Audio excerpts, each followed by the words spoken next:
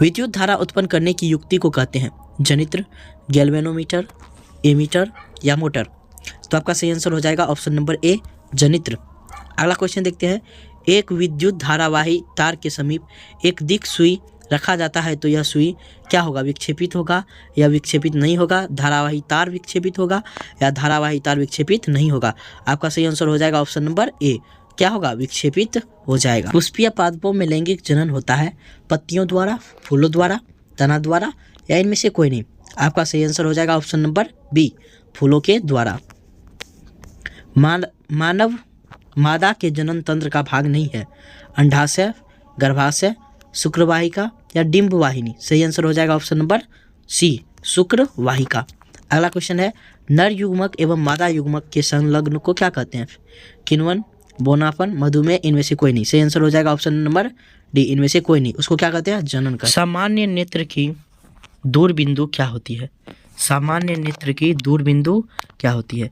तो आप लोग इन ऑप्शन को देखकर घबराइएगा नहीं, क्योंकि इसमें 25 सेंटीमीटर है, 25 मीटर भी है, लेकिन जो सामान्य नेत्र की न्यूनतम बिंदु होती है वह होती है 25 सेंटीमीटर, ठीक है। लेकिन जो सामान्य नेत्र की दूर बिंदु होती है, यानी कि एक आंख दूर कहाँ तक देख सकता है, तो वह होता है अनंत तक। कहाँ तक? अनंत तक। तो चलिए अगला क्वेश्चन हम लोग देखते हैं। जो निकट की वस्तु को साफ नहीं देख सकता उस नेत्र में होता है, मीन्स जो निकट की वस्तु को नहीं देख पाता है, इधर उल्टा होता है, ठीक। अगर निकट का वस्तु नहीं देख पाता है तो उसको कैसा? तो दृष्टि दोष, तो उसको दूर दृष्टि दोष है। कौन सा दृष्टि दोष? दूर दृष्टि। फूलों में नर प्रजनन अंग को क्या कहते हैं? पुंकेसर, अंडप, वर्तिकाग्र या वर्तिका? सही आंसर हो जाएगा ऑप्शन नंबर ए, पुंकेसर। अलैंगिक जनन में किस प्रकार का कोशिका विभाजन होता है? अर्धसूत्री कोशिका विभाजन, समसूत्री कोशिका विभाजन, असमसूत्री कोशिका विभाजन, ऑप्शन नंबर डी, बी, सी दोनों? सही आंसर हो जाएगा ऑप्शन नंबर डी, बी, सी दोनों।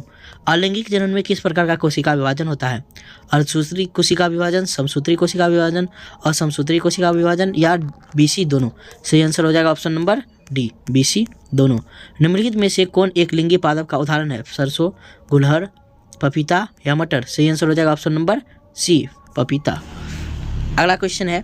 मानव जनन अंग किस आयु में परिपक्व एवं क्रियाशील होता है?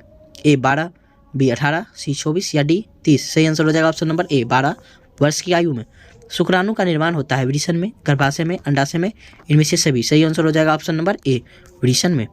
लिंग गुणसूत्र का पूर्ण जोड़ा होता है पुरुष में, स्त्री में, पुरुष और स्त्री दोनों में, इनमें से कोई नहीं? सही आंसर हो जाएगा ऑप्शन नंबर बी, स्त्री में। हाइड्रा में प्रजनन की विधि निम्नलिखित में क्या है?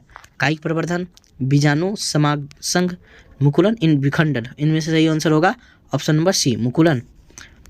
ओव्यूलेसेक में प्रवेश के समय परागनली में कितने केंद्रक पाए जाते हैं? 1, 2, 3 या 4? सही ऑप्शन हो जाएगा ऑप्शन नंबर बी, 2। निम्न में से कौन सा जीवाणु जनित रोग नहीं है?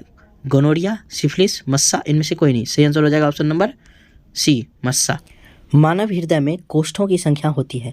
ए 2, बी 3, सी 4 या डी 5? तो आपका सही आंसर होगा ऑप्शन नंबर सी, 4, यानी कि चैम्बर की संख्या 4। स्टोमाटा के खुलने एवं बंद होने की क्रिया को नियंत्रित करता है? द्वार कोशिकाएं, सखी कोशिकाएं, चालनी नालिकाएं या मूल रोम? तो आपका सही आंसर होगा द्वार कोशिकाएं। कौन सा एंजाइम वसा पर क्रिया करता है? पेप्सिन, टिप्सिन या लाइपेज, एमाइलेज? तो आपका सही आंसर होगा लाइपेज। किस प्रकार के श्वसन से अधिक ऊर्जा मुक्त होती है? वायवीय, अवायवीय, ये भी दोनों? इनमें से कोई नहीं? तो आपका सही आंसर होगा वायवीय श्वसन। चलिए अगला क्वेश्चन देखते हैं। निम्नलिखित में कौन एक लवण है? लवण HCl हाइड्रोक्लोरिक अम्ल ये हो गया, उसके बाद NaOH सोडियम हाइड्रोक्साइड, तो लवण हो जाएगा K2SO4, ठीक है। अगला क्वेश्चन देखते हैं। किसी भी उदासीन विलयन का pH मान होता है? उदासीन विलयन का pH मान 7। उदासीन विलयन का pH मान कितना होता है? 7। यह बहुत ही इंपॉर्टेंट क्वेश्चन है।